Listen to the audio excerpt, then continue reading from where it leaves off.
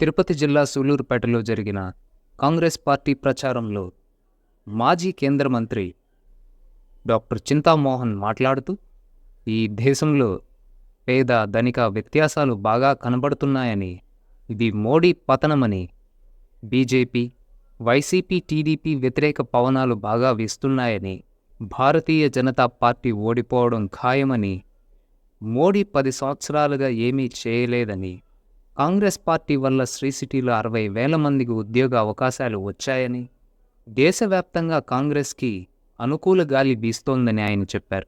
ఇది కాంగ్రెస్ పార్టీ సాధించిన ఘనతగా ఆయన తెలియజేశారు. పార్టీ మరలా ప్రభుత్వాన్ని ఏర్పరిచిన వెంటనే సూళ్లూరుపేట, నాయుడుపేట, గూడూరును విశాఖపట్టణంగా అభివృద్ధి చేస్తానని తెలియజేశారు. ట్యాక్సులు, జిఎస్టీలు, ట్యాక్సులు ఎక్కువైపోయినాయి. సంపన్నులు మరీ సంపన్నులు అయిపోయారు, పేదవాళ్ళు మరీ పేదవాళ్ళు అయిపోయారు. దేశంలో పేద ధనికుల మధ్య వ్యత్యాసాలు బాగా కనపడుతున్నాయి. నరేంద్ర మోడీ పతనం ప్రారంభమైంది. బీజేపీ వ్యతిరేక పవనాలు బాగా కనిపిస్తున్నాయి, స్పష్టంగా కనిపిస్తున్నాయి. మోడీ ఎట్టి పరిస్థితుల్లో ప్రధానమంత్రిగా తిరిగి రాడు. భారతీయ జనతా పార్టీ ఓడిపోవడం ఖాయం. ఆయన 10 సంవత్సరాలు ప్రధానమంత్రిగా ఏం చేశాడు మనం ఆలోచిద్దాం. ఆయన 2 మాటలు ముఖ్యంగా చెప్పాడు. దేశంలో ఉండే నల్లధనాన్ని తీసేసి ప్రతి ఇంటికి 15 లక్షల రూపాయలు జమ చేస్తా అన్నాడు. 1 రూపాయన్నా జమ చేశాడా? ఈ రోజుకి లేదు. మరి ప్రతి సంవత్సరానికి 2 కోట్ల ఉద్యోగాలు ఇస్తా అన్నాడు.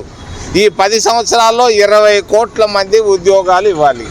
కనీసం 20 మందికి కూడా రాలేదు ఉద్యోగాలు. మోడీ వల్ల, కాంగ్రెస్ పార్టీ వల్ల శ్రీ సిటీలో 60,000 మందికి మేము ఉద్యోగాలు ఇవ్వగలిగాం.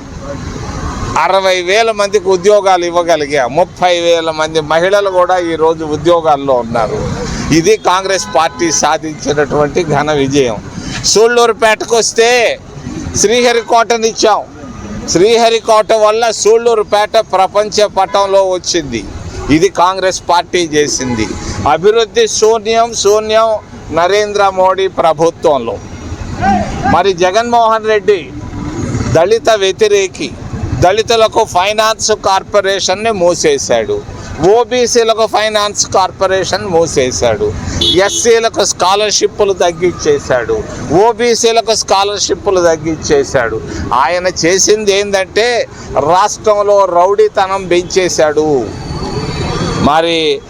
మరి ఇసుక, మరి అన్నం తిన్నట్టు తింటున్నారు. ఇసుక ఎమ్మెల్యేలు ప్రతి ఒక్కడు 100 కోట్లు దోచుకున్నారు. ఈరోజు ఇసుక తినటువంటి ఎమ్మెల్యే లేడు, ఇసుక తిన్నటువంటి మంత్రి లేడు. పూర్తి అవినీతి మయమైపోయింది జగన్మోహన్ రెడ్డి పరిపాలన.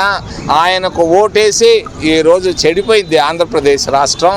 దీన్ని ఈ భ్రష్టు పట్టినటువంటి ఈ ప్రభుత్వాన్ని ఓడించాలి తప్పకుండా. ప్రజలందరూ ప్రతి దగ్గర అర్బన్ ఓటర్స్ అందరూ వ్యతిరేకంగా ఉన్నారు.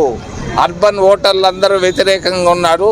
జగన్మోహన్ రెడ్డికి 30 అసెంబ్లీ సీట్ల కంటే ఒక్కటి కూడా రాదు. మరి ఆయన మోడీకి కూడా 150 సీట్ల కంటే లోపల వస్తుంది. ఇది వాస్తవం. కాంగ్రెస్ పార్టీ పవనాలు బాగా వీస్తున్నాయి. అందరూ కోరుకుంటున్నారు. 100 ఏళ్ళు చరిత్ర కలిగిన పార్టీ,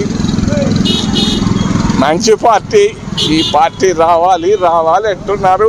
ఇందిరాగాంధీ ఫోటో చూస్తే ముద్దు పెట్టుకుంటున్నారు, కన్నీళ్లు పెడుతున్నారు. మేము ఇప్పుడు పూడికి పోతే అల్లకల్లోలం ఆ సినిమా చూస్తే. ఇది కాంగ్రెస్ అంటున్నారు. కాంగ్రెస్ కేంద్రంలో రావడం ఖాయం. ప్రతి రైతుకు 2 లక్షల రుణమాఫీ చేస్తాం. ప్రతి రైతుకు గిట్టుబాటు ధరనిస్తాం చట్ట ప్రకారంగా. అంతేకాదు ప్రతి నిరుపేద మహిళకు 1 లక్ష రూపాయలు ఉచితంగా ఇస్తాం. స్కాలర్షిప్లు పెంచుతాం. అంతేకాదు ఆగిపోయినటువంటి దుగరాజపట్టణ ఓడరేవు పనులు ఆగస్టు 15వ తేదీ లోపల పునాది రాయి వేయించి 1 సంవత్సరం లోపల అది పూర్తి చేసి ప్రతి ఒక్కరికి ఉద్యోగం ఇప్పిస్తాం, ప్రభుత్వ ఉద్యోగం ఇప్పిస్తాం, ఫ్యాక్టరీలు రావడం ఖాయం. మన సూళ్ళూరుపేట, నాయుడుపేట, గూడూరులో విశాఖపట్నం లాగా తయారు చేసే బాధ్యత కాంగ్రెస్ పార్టీ నేను తీసుకుంటానని తెలియజేస్తూ, మరి మోడీ కాంగ్రెస్ ముద్దు, బీజేపీ వద్దు అని అంటున్నారు. కాంగ్రెస్ ముద్దు, బీజేపీ వద్దు అంటున్నారు. జగన్మోహన్ రెడ్డిని చూసి ద్వేషిస్తున్నారు జనాలు. ఆయన రాడు రాడు రాడు రాష్ట్రంలోనూ కేంద్రంలోనూ మార్పులు రావడం ఖాయం. స్పెషల్ కేటగిరీ స్టేటస్ అంటే పన్నులు ఉండవు, వస్తువులపైన పన్నులు ఉండవు, జీరో ట్యాక్స్ అంటారు. జీరో ట్యాక్స్ అంటే ప్రతి వస్తువు ధర తగ్గిపోద్ది. మరి అంతేకాదు, పన్నులే కాదు, ప్రతిదీ గ్రాంట్ రూపంలో అభివృద్ధికి వస్తుంది. ప్రత్యేక హోదా వల్ల కాంగ్రెస్ పార్టీతోనే సాధ్యం. తెలుగుదేశం వల్ల కాదు, వైసీపీ వల్ల కాదు, బీజేపీ వల్ల కాదు, ఏ పార్టీ వల్ల కాదు. చేయగలిగిందల్లా సత్తా ఉన్నది ఒకే ఒక పార్టీ, కాంగ్రెస్ పార్టీ. తప్పకుండా మేము ప్రత్యేక హోదాని ఆంధ్రప్రదేశ్ రాష్ట్రానికి ఇస్తాం.